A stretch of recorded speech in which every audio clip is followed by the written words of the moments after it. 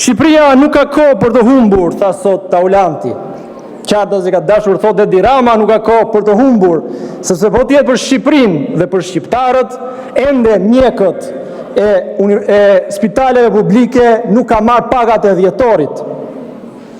Fjalën kuvend janë dhe një mundësi e mirë për të identifikuar gënjeshtrat, të pavërtetat, edhe pse paktën vetëm po të dëgjoje dy folësit e fundit, kupton qartë që me çfarë opozite kemi të bëjmë.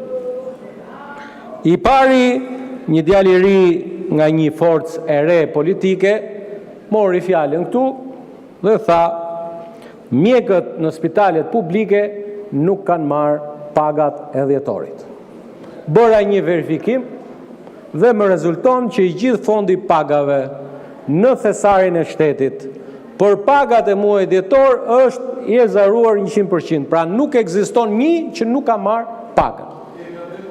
Me qënë se Taulant Balla më quajti gënjeshtar në lidhje me pagat e dhjetorit të mjekëve, doja t'i tregoj pikërisht deklaratën e shoqatës infermierëve të Shqipërisë para 4 orësh në një kanal televiziv shumë pranë qeverisë, e cila përcakton faktin që, po ua lexoj, e turpshme thot, punonjësit edhe kursmarin hakun heshtin nga presionet.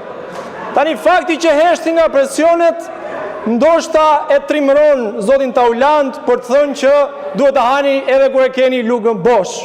Megjithatë, është realisht e turpshme që su paguani pagat mjekëve. Faleminderit.